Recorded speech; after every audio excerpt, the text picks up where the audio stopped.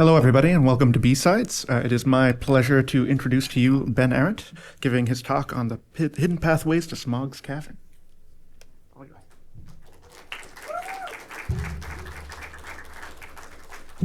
Cheers, thank you. Hi, everybody. Thank you for coming here today. It's great to present here in this cinema. I'd like to thank B-Sides for inviting me. So today's talk is the hidden pathway to Smaugs Cavern. And I'm not going to touch on much dragon lore, but just to set the foundation, Smaug was the dragon in J.R.R. Tolkien's Lord of the Rings. And if you've read the books or seen the movie, he's the dragon that loves treasure. And so he's commonly found in this sort of mountain of treasure. The hoard, gold, jewels, other precious items. And I think Smaug and the Horde is a bit like some of the developers and SREs I've worked with. Once they get access to something, they don't give it up. But there's some things that are a little bit more precious than just the gold and the jewels, and that's the Arkenstone. The Arkenstone within Lord of the Rings, this is an object of desire, both for dwarves and Smaug. Everyone else is super pumped about the Arkenstone. And I put these Bitcoin cufflinks in my talk. I think this kind of represents public-private keys, which are more desirable than sort of standard public-private keys. And some things are more like the Arkenstone, and I'll be using this reference kind of throughout my talk. And since we're in this great cinema, and I would like to say that all of these characters and names are real, some things could be changed.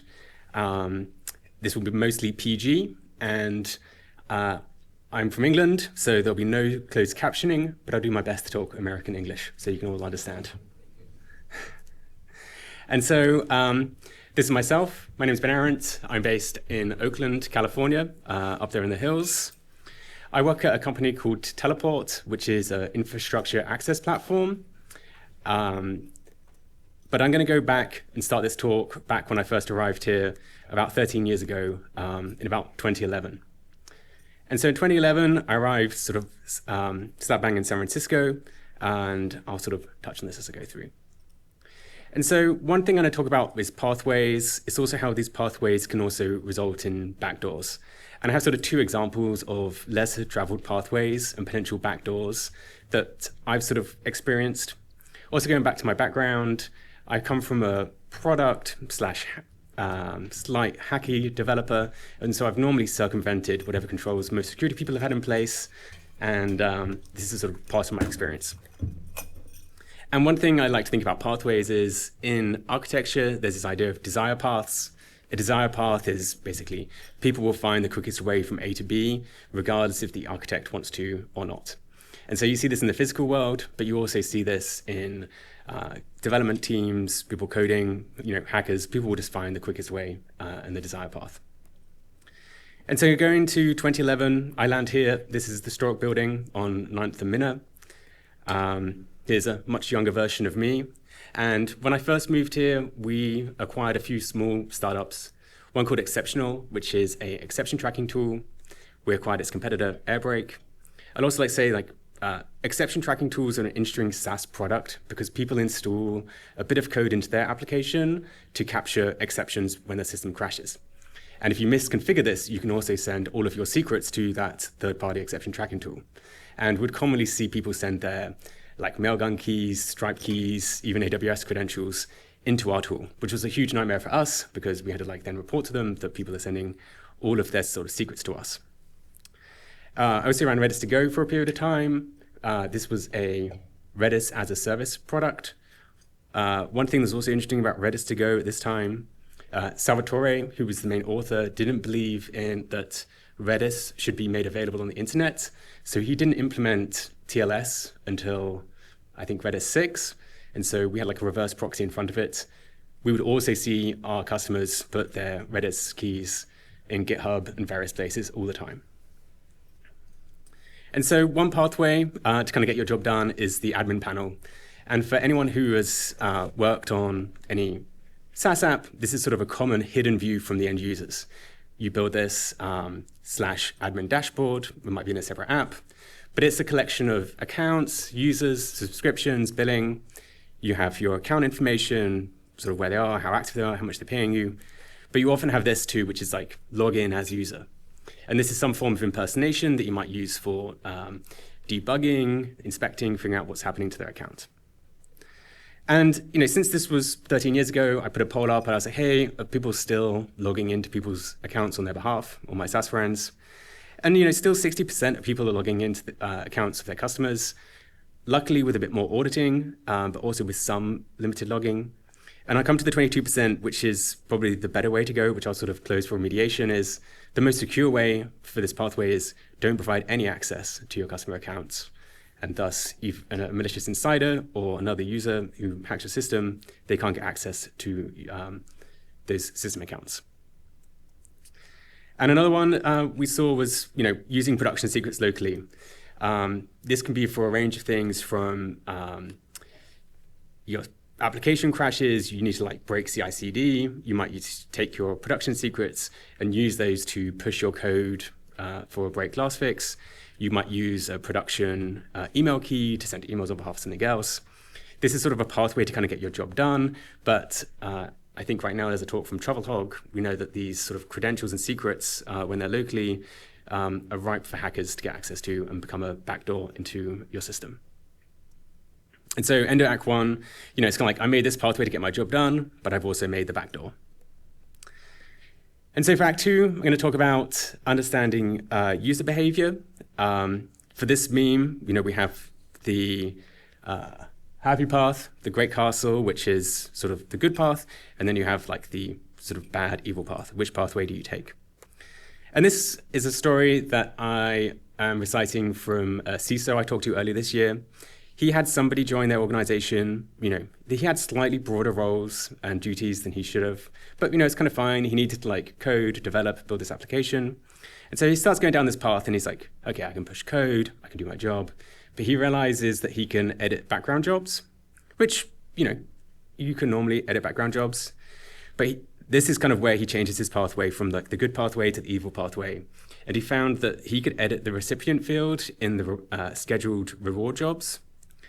And then finally, he had sort of exfiltrated almost 250K from this organization just through basically a salami attack on editing these background jobs. And I think the thing that was interesting about this is this organization had nearly every security tool you could, but it was finance that finally spotted it, because when they reconciled their books, he hadn't changed which campaign it was. So they were paying on a 2023 campaign when it was from 2024. And this was sort of the beginning of their investigation. And I think this highlights a pathway that you can get access to something which can also potentially go wrong. And you might think, hey, isn't this the plot of the 1999 hit classic Office Space? And yes, it is. And I looked it up, it's 25 years since Office Space was created, and we're sort of still seeing this salami attack in the wild. And I think this sort of highlights that some of the pathways can also open up backdoors. And so coming next to sort of monitoring of access, this was a restroom actually in San Francisco, which, do people need access to the restroom all the time in a coffee shop? I would say yes. But in this coffee shop, you have to have an app to use this restroom.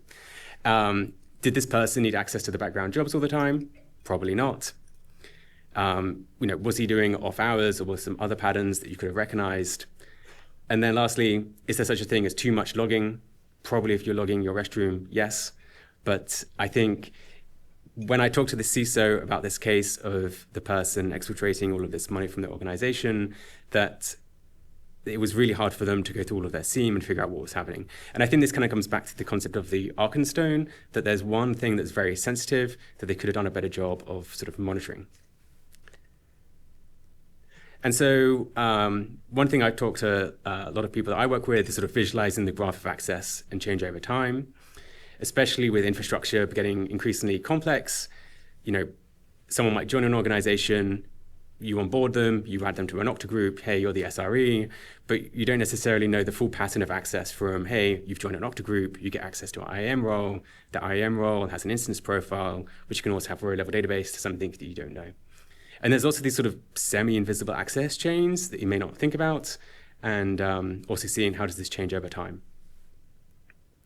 And so another thing about understanding user behavior is behavioral analytics. trying to see, hey, what's the normal pattern, path of access that people normally follow? Are people doing something out of the ordinary?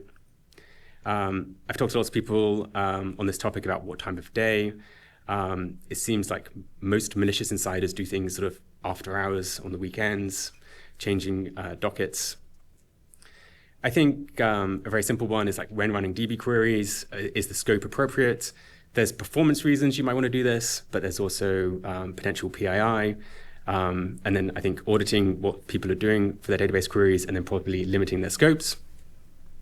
How often does somebody use access? I've also worked a lot with CTOs who configure all of the access, and they're basically the one person that has root access to everything, but they never use it. They're also a prime target, they're like on their about page.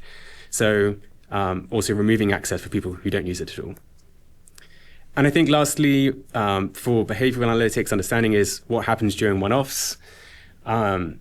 Most people I work with also talk about break glass procedures that they might do once a year or tabletop exercises. That might trigger off a whole bunch of alerts that go outside of their normal scope. And just seeing what happens, monitor, and then using that rest of the year. Hey, when somebody has this break glass procedure or someone's doing a one-off, what are they doing? Maybe building tooling in place. Let's say you're doing database migrations, or if you're doing something that's outside of the ordinary. So into Act 2, understanding access behavior. I'm going to come to Act 3, which is remediation. I'm going to shout out to Oakland. This is Jack London Square, so across the bay. If everyone's take the ferry across, it's a lovely part of Oakland to go visit. And so I think first thing is understanding the scope of the problem. Obviously, there's a range of things within your infrastructure, admin dashboards, as I started at the beginning. There's infrastructure, there's clouds, there's users at different permissions. And then I think identifying, hey, what is your arc and stone within your organization? In the case of the attack I showed you, that could have been the reward jobs or payments. But this can be a range of things. It can be various keys, and setting those up and sort of working backwards to sort of make the problem more manageable. I think next up is also setting up non-negotiable controls and security invariants. Security invariants is something that's always true to keep a system secure. I think one of the most basics one is mandatory hardware MFA. If you give everyone on your infrastructure team YubiKeys, it fixes a whole slew of phishing attacks, basically stops them from happening. Zero access to user accounts. Going back to my original story of the admin dashboard to provide access, do you really need to provide access to your users? I know last year we saw the Okta hack, which a third party had support position. How else can you build tooling for support to provide access to their account without providing literal access to their account? If you're on AWS, you know that IAM can get complicated. SCP policies are a great layer that you can add in addition to what IAM already provides. It's great for some network segregation and a good thing to investigate. And then I think automating what these invariants, saying, hey, we want to say that this is always true. Another example would be, don't let people create users in AWS. Just use IAM Identity Center. You just make sure that they can't create them, and if it does, alert and report on it. And then I think there's always blind spots in the system that stops the pathways, identifying what sort of build systems that stop those pathways. So in the case of like the support setup, build a tooling that provides the same thing but doesn't provide direct access to their accounts. Coming up onto monitor, I think monitoring what people are doing on their systems is also important. Understanding their behavior. This can be sort of tricky, especially as organizations get much bigger, but what's the standard pattern of flow? Who's accessing which infrastructure when? What is their behavior? Do people go through pathways? Are people touching systems which are outside of your standard monitoring? I think doing red team and tabletop exercises are a great way to understand, hey, I've bought this very expensive monitoring tool, but I don't capture all this in my tool. Thinking of other tooling that you can get in place to monitor those. And so that's end of Act 3 for remediation. And I'm got through this pretty quick, but I'm on the happy pathway now. And I think just to close, I'd say, make the secure path the desire path. no matter what you kind of put in place, people will, if your security tooling is tricky, most engineers will normally find a way to circumvent it. But if you make the secure path the happy path and desired path, people will go through it. And I think also it's a good time to review is the standard way of doing things, like deploy basic security invariant, only add hardware MFA, set up SCP policies, try to limit what these possible pathways and backdoors could be. So I'd like to say thank you, everyone, for coming here today. I also host a podcast called Access Control. I talk to leaders in their field about keeping systems secure and what's their best policies and practical tips. You can just search Access Control on any podcast apps. And I'll also be hosting an Identity Security Happy Hour this Wednesday from 7 to 11. You can scan it here, dub.sh smorg. And, a lot of these kind of cover in identity security. This is sort of a lot of the research we're doing at Teleport, but I want to kind of keep it open and sort of a discussion. And so for that, I'd sort of open up to sort of Q&A and some questions.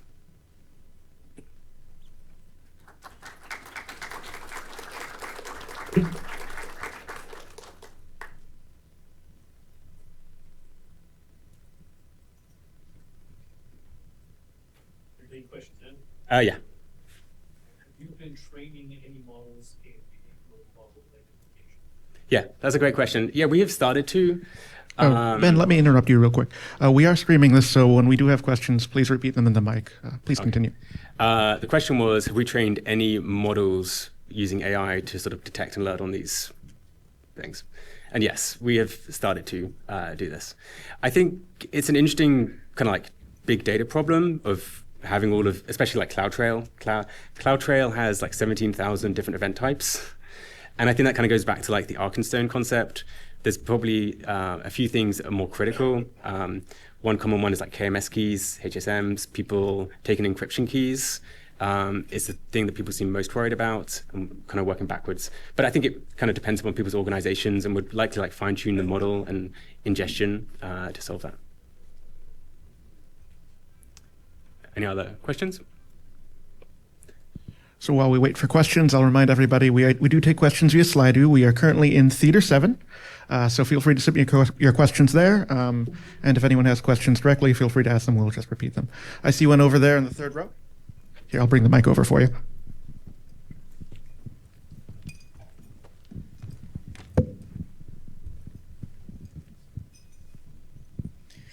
So a variety of products have ghost users for employees to see and visualize as the customer is using. It's like a clear, valuable use case.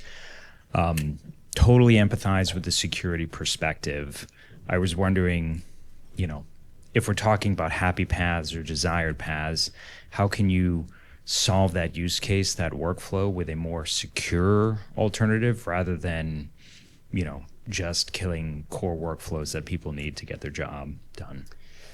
Yeah, I think on that spectrum of sort of monitoring, there's also a whole range of like, I'm in product management tools like Full Story, which can like record people's sessions and see what they're doing. But I think also when you investigate these tools, they are tools for like hiding secrets. And I think especially if you're building tools for developers or for security, you probably have a different posture than other tooling. And I think it also becomes difficult for account recovery too. I think especially if you have like a non-technical user base, people aren't going to necessarily print their recovery keys. And then if they're fully looked out of their account, like what's your account procedure? And I think that's just saying, hey, how much information do you have? Like what's the risk and the exposure, and kind of going backwards on it. Ben, we got a couple in from Slido. Great. The first one is from Seth. He asks, what is the secure alternative to ghost users for simulating user experiences? Yeah, same question. I'll just move on to the next one. One from an anonymous requester. How do you find Arkenstones? I know that for the IT department in my org, we're not thinking about our financial systems at all. We're thinking about systems that are customer facing. Yeah, it's a great question. We call them like Arkenstones or crown jewels. I think in the case that I showed of like the background job that someone edited for a reward payment for like 250K, it's not obvious that this is kind of like a true salami attack over time. I think that kind of goes back to like permissions. Do you always need like write permissions? Can you just have read permissions? Can you give people like minimal access and then build on top of it?